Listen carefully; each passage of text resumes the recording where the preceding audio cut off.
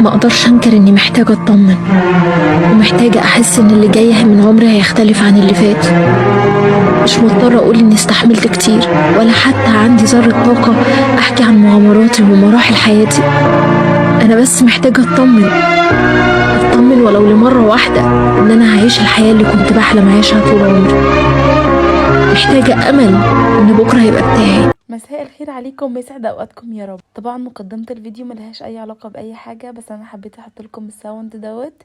حسيت ان انا حباه يعني. بصوا بقى يا جماعه، النهارده مش رايقه خالص. وطبعا يعني الكلمه الوحيده اللي دايما بنقولها اللي هي الحمد لله على كل حال. حبيت اشارككم كده بعض من جزء من اللي انا فيه، يعني زي ما بشارككم كده حاجه بتفرحني وحاجه جديده بجيبها اي حاجه.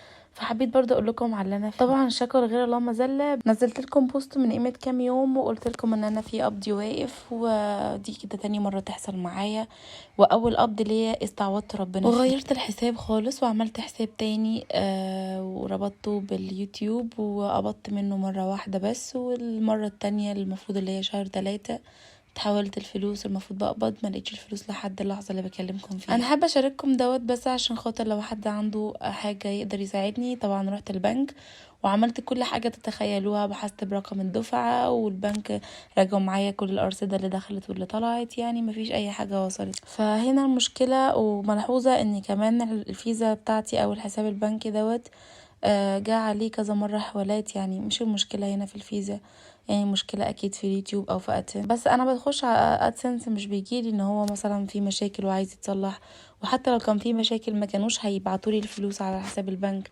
ويبعتولي رسالة ان هو الدفعة اتحولت، وما فيش حاجة اتحولت خالص. انا ممكن بس انا والله انا قلت استعوضت ربنا وقلت عوضي على الله، بس انا بس يمكن اكون متضايقة شوية بالاكتر عشان اخويا محمد وعشان امي. يعني كنت يعني انا كل عيد بجيب لاخويا محمد لبس العيد، دي عادة ما ينفعش اقطعها، وان شاء الله ربنا يكرمني واجيبها له. كان نفسي اجيب لماما شويه حاجات كده وكحك. والمهم يا جماعه زي ما بقول لكم، والله الشكوى لغير لما زله، لان كل الناس مفكره ان كل اليوتيوبر بيقبضوا قد كده. والله العظيم والله العظيم انا بالنسبه لي لو هاخد 1000 جنيه في الشهر على تعبي وشقاية والله العظيم انا راضيه. كل الناس بتبص للناس اللي بتاعه اليوتيوب، ما بيبصوش ان هم قد ايه بياخدوا من وقتهم، قد ايه بيجوا على نفسيهم عشان يوفقوا ما بين بيتهم ما بين اولادهم ما بين ازواجهم ونفسيهم. انا بطحن وحياة ربنا، بسمع بودني وبيتقال لي، يعني المعارف بتيجي تقول لي والقرايب بتيجي تقول لي والغريب بيجي يقول لي. بجد يعني ما حدش بيسيب حد في حاله. ولما تروحي تقولي لحد اعرفي ان هو هيوصل. والله ما بقاش يشغلني الكلام السلبي، بس حبيت اوضح لكم ان انا بيوصل لي كل كلمه حلوه او وحشه عليا من قريب او غريب. يعني اللي يقول دي بتطلع اسرارها، واللي بيقول تبايا جابت وجددت، واللي بيقول دي عملت 1,000,000 جنيه، واللي بيقول بتقبض 12,000 جنيه في الشهر. وانا دايما كنت برد وبقول اللي ما يعرفش يقول عدس. والله يا جماعه ان انا كنت حلمي كل مره وما زالوا بقول ان انا اجيب لامي حته اوضه باسمها علشان خاطر تقعد فيها وتعيش فيها. واللي هيخش برضو يقول لي طب ما هي مع جوزها وانتي شايله همها ليه؟ فارضه هرجع اقول لكم اللي ما يعرفش يقول عدس. في حاجات ما ينفعش ان احنا نتكلم فيها ولا نطلعها، بس بحاول اشارككم الجزء اللي انا نفسي فيه واعمله.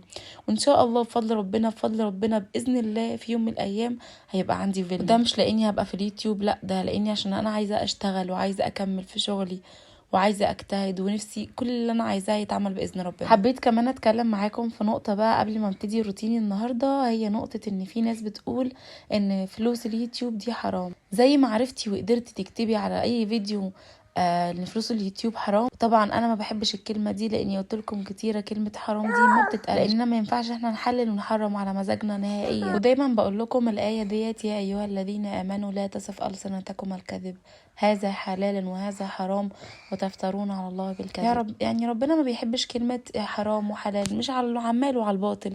المهم يعني يا جماعه لو حرام فانت ليه بتشحني باقه نت وتخشي على الحرام وتاخدي سيئات وتحملي ابلكيشن اليوتيوب عندك او اي ابلكيشن فيه حاجه حرام وتتفرجي وتشاهدي وتوصلي ان انتي تقولي كده؟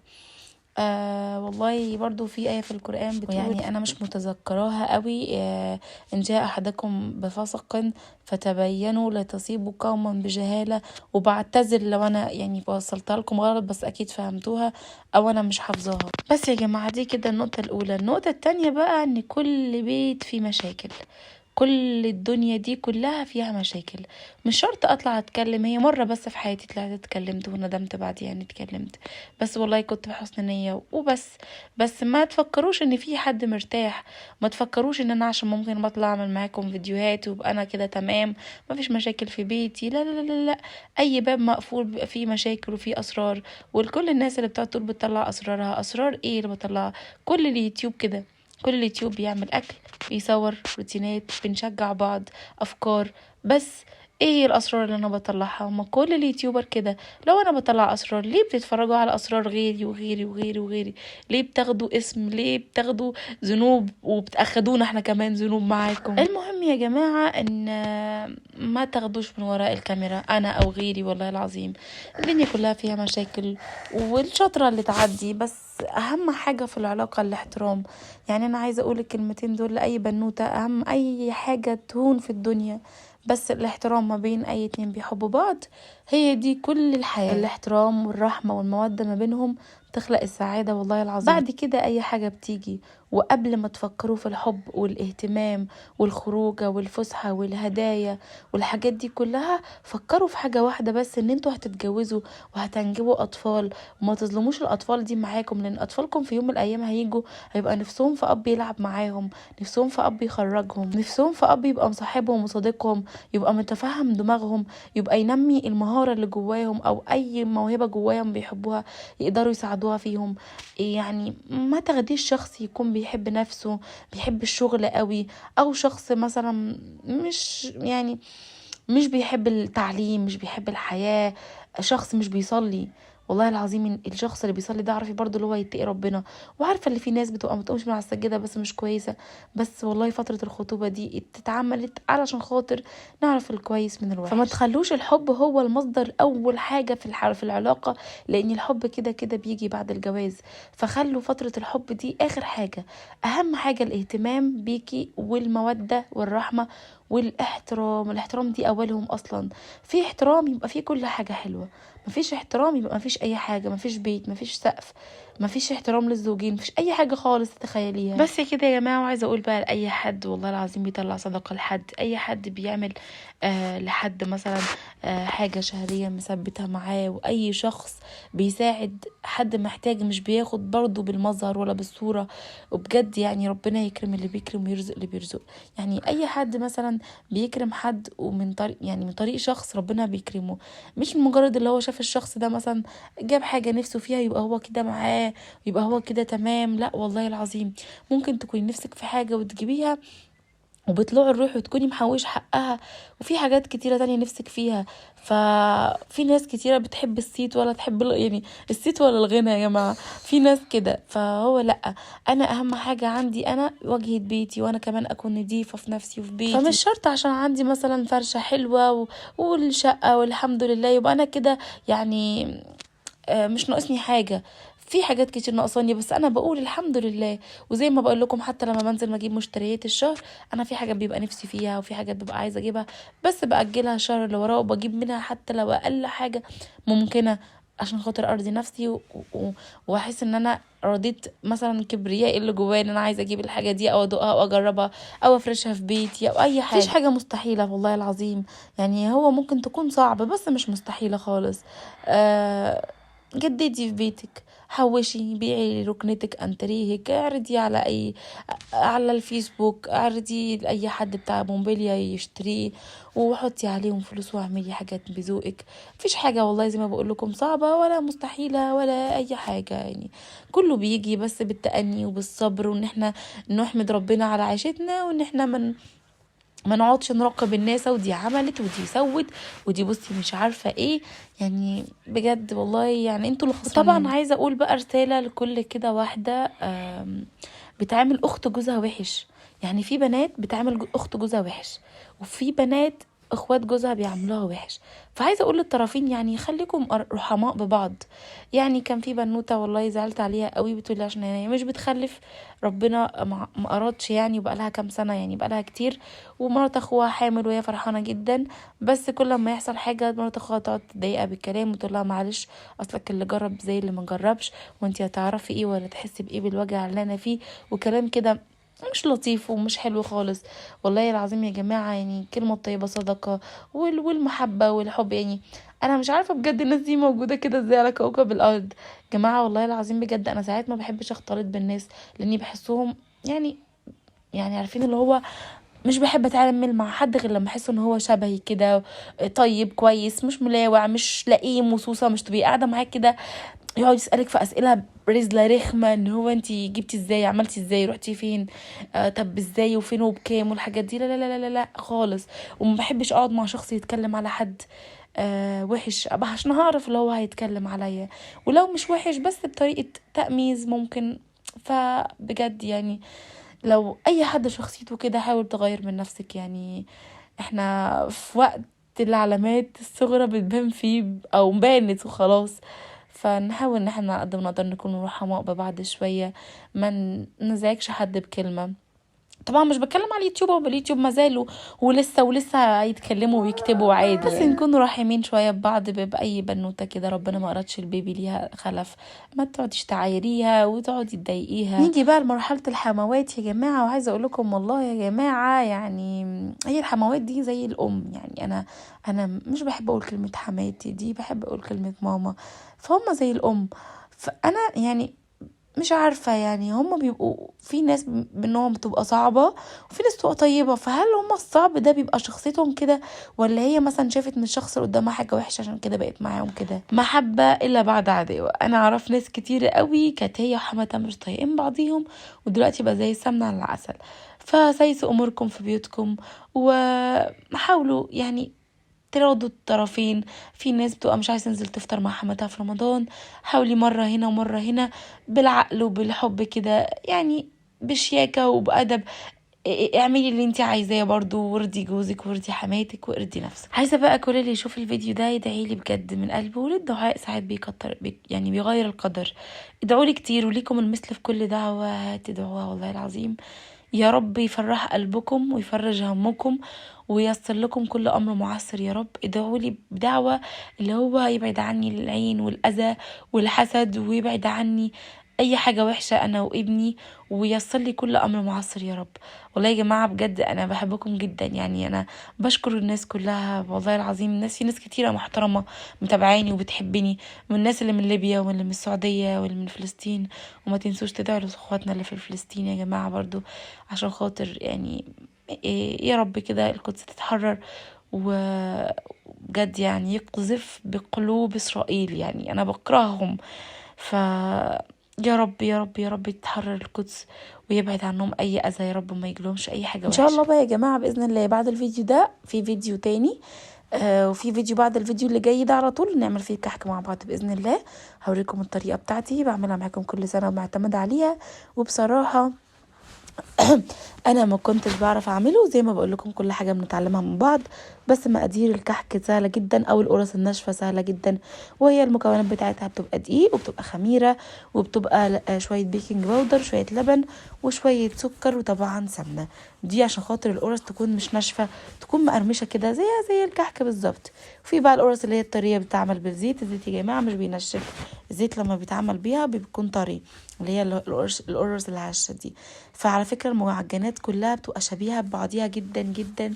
والكرواسون والباتيه والسابليه بيبقى لا السابليه ايه، الكرواسون والباتيه والبيتزا بيكونوا متشابهين من بعض. بس وهنعمل كمان بيتي فور وهنعمل سابليه، والسابليه والبيتي فور مقاديرهم زي بعض. بس الفرق ما بين ده وده ان البيتي فور بيكون الزبده بتاعته اعلى شويه من السابليه، عشان خاطر احنا بنحتاج العجينه تكون طريه، عشان خاطر تتقمع معانا او تعمل في قمع وتدينا شكل الوردة وشكل اللي هو الطويل دوت. فانا ان شاء الله هعمل معاكم اتنين. هعمل معاكم بالبني، شكل البني وشكل الابيض، وهنزينها مع بعض ونعمل كل حاجة. فيديو النهارده يا رب يكون عجبكم، يا رب اكون كنت خفيفه عليكم، وبعتذر لو كنت نقلت لكم طاقه سلبيه ولا اي حاجه، بس والله عظيم غصب عني. وعايزاكم تدعوا لي كتير ربنا يقدم لي الخير، ولو يلاقي نصيب في رزقي، بس هو تعبي والله، في تعبي ورزقي دوت يا رب يعني يجيلي. واللي يقدر يساعدني في اي معلومه يساعدني بيها. هو كده ممكن تكون دفعه معلقه، او تكون مشكله في الحساب بتاع ادسنس ولا ايه، انا مش فاهمه حاجه. وعيوني وجعتني من كتر ما بدخل اتفرج على قنوات ورؤية للمعلومات والكلام ده كله. فاتمنى ان انتوا تدعوا لي، او لو تعرفوا حد تقولي له مشكلتي ان انا الفلوس بتاعتي بتتحول على البنك لكن مش بتوصل البنك خالص، والفيزا استقبلت حوالات تانية في نفس الوقت، ولكن يعني الحوالة بس بتاعت اليوتيوب هي اللي ما جاتش، مع العلم ان انا قبضت منها كذا مرة قبل كده. بس يا جماعة، ويا رب كل اللي بيتمنى لي الخير يا رب يليه الخير واكتر، ويجعل الخير والرزق والفرحة لبيته ولاولاده وفي نفسه، ويزيدوا نعيم من نعيم الله يا رب ان شاء الله. طبعا يا جماعة بقى النهاردة 19 رمضان او 20 رمضان 2020. انا زعلانة قوي بجد، زعلانة رمضان عدى هوا، هوبا رمضان هوبا العيد. تقارب الساعة يا جماعة. يا رب يا ربي كلكم تصلوا، يا رب كل يعني بيتابعني. والله يا جماعة انا ساعات بيجي عليا اوقات يعني انا غصب عني بكون تعبانة، غصب عني طبعا مش هينفع اصلي، فبجد بحس ان انا مخنوقة، بحس ان الدنيا فاضية، بحس ان انا مش عارفة اعمل حاجة. انا عايشة ليه؟ يعني حقيقي الناس اللي مش بتصلي دي انا بستغرب قوي احنا موجودين ليه من غير صلاة. فالصلاة دي اقل حاجة اقل حاجة نقدر نقدمها في حق ربنا. فحاولوا على قد ما تقدروا ان انتوا يعني ربنا يكرمكم يا رب، وتصلوا يعني ادعوا ربنا دايما بالهدايه، ان ربنا يا رب يتقبل منكم الصلاه، وانكم كمان تصلوا. وربنا بينادينا 5 مرات في اليوم زي ما بقول لكم دايما، ربنا بينادينا 5 مرات في الفجر والظهر والعصر والمغرب والعشاء، فنسيب اللي في ايدينا ونصلي. جماعة ده أذان الفجر وكلامي على حق. يا رب كل اللي عايز بيبي ربنا يديله، وكل اللي نفسه في حاجة ربنا يديها له يا رب. هردد ولا الأذان وارجع لكم تاني. الحمد لله يا جماعة أذان الفجر خلاص. طبعا أنا سمعت إن بيقول الأذان الدعاء اللي ما بين الإقامة والأذان يعني لا يرد. يا رب يديكم كل اللي عايز بيبي يا رب، يا رب كل اللي عايز بيبي يديله، وكل اللي نفسه في حاجة ربنا يديها له، وكل نفسه يجيب كسوة لأولاده يا رب يكرمكم وتجيبوها. وعايز اقول لكم والله يا جماعه انا ما جبتش هدوم عيد ليا ولا واقفه، ولا جبت لابني، بس جبت له بس واقفه. فانا عادي يعني والله ما بيفرقش معايا ملابس عيد، لاني كده كده ساعات بيبقى عندي هدوم انا ما لبستهاش فممكن البسها، واحنا كده كده كبار ونضف هدومنا والحاجه عندنا بتبقى يعني بحالها. انا بصراحه يعني مش بفكر في ملابس. كان ممكن يعني انا بيبقى نفسي اروح اشتري كده زي البنانيت ما بيشتروا كده، بس عادي يعني اللي هو الحمد لله. اوقات كتيره بحمد ربنا على صحتي، على الشم، على البصر، على السمع، والله على اللي انا بخش التويلت، الحمد لله على كل حاجه ربنا بانعمها علينا كلنا. فانا بحمد ربنا، ومش عشان خاطر هدوم ممكن ازعل ولا اعمل مشكله في بيتي كبيره ولا الحاجات ديت. فحاولوا ان احنا نكون اكبر من كده، ونكون عقلنا كبير كده، ونعرف ان احنا نتصرف بحكمه. هنا بقى يا جماعه انا الخيار وريتهولكم. على فكره يا جماعه انا مش بيفرق معايا ممكن شكل خيارات من بره، بس يعني مع العلم ان دي كان اخر حاجه عند الراجل، ما كانش عنده خيار تاني والله، و6 جنيه ونص يعني كان اغلى حاجه عنده، وكان عنده تاني ب4 جنيه كان دبلين دوت. انا نقيت الصغير فيه وغسلته وطماطم. وانا صغيره ماما كانتش تخلي مي تجيب لها حاجات، كانت تستني وانا رايحه المدرسه وتقولي تعالي وتديني 6 جنيه بالعدد، ساعات 6 وساعات 10 على حسب. كان الرز وقتها افتكر كان ب3 جنيه، تقولي هاتيلي نص كيلو رز، وحياة ربنا بكام؟ بجنيه ونص. والكيلو الأجنحة وقتها اللي هي الأجنحة بالرقبة اللي أنا بحبها دي كانت ب6 جنيه، كنت أجيب نص، ادي كده كام؟ ادي كده 4.5، ونص جنيه طماطم. وكان هي يبقى عندها في البيت بطاطس، تعملنا صينية بطاطس بالأجنحة والرز. فوالله العظيم لسه فاكرة دلوقتي. فأنا دايما لما بروح مثلا اجيب طماطم اللي هي العصير عادي، اجيبها العصير، فما اجيبهاش ان هي ناشفه، لا انا بحب اجيبها طريه بس مش بايظه يعني طريه اعمل بيها. بس على قد الحفا نمد رجليك ونمشي على قدينا. يعني ما تاخدوش بالمظاهر، دايما بقول لكم كده ما تاخدوش بالمظاهر، واحنا كلنا واحد، كلنا اخوات وبس. ورمضان كريم، وان شاء الله ان شاء الله ربنا يدخل الفرح على بيتكم وعلى قلوبكم، ويجعلوا دايما عمران، وما تحرموش من اولادكم ابدا. يا رب يدي كل اللي عايز بيبي دي دايما بدعيها حتى وانا بصلي. ما تنسوش تدعوا لي دعوه حلوه، وكمان تعملوا لي سبسكرايب لو حبيتوني، ان شاء الله تكونوا حبيتوني يعني تعملوا لي سبسكرايب، وتكتبوا لي لو لسه جداد اكتبوا لي ان انتوا تابعتوني. ولو وصلتي الفيديو لحد هنا اكتبي انا نوتيلا 10 فيديو ورا بعض في 10 كومنتات، وهخش عندك وهعلقلك على الفيديوهات بتاعتك. بحبكم كتير كتير كتير كتير كتير كتير.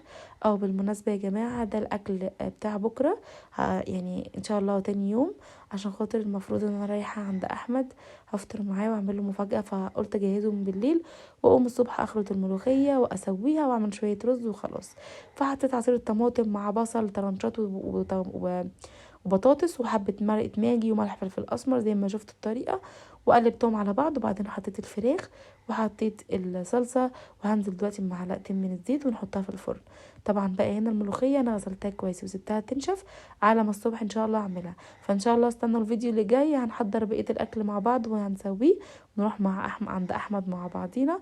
احط عليها كمان فصين توم وشويه كزبره فريش ونخلطها مع بعض بالمخرطه. وغالبا بعملها بميه ومرقه لو ما عنديش قولوا معايا شوربه فراخ، بس انا دايما بخلي عندي شوربه فراخ. وبس كده يا جماعه، في رعايه الله، ما تنسوش تصلوا على النبي، بحبكم كتير. باي باي.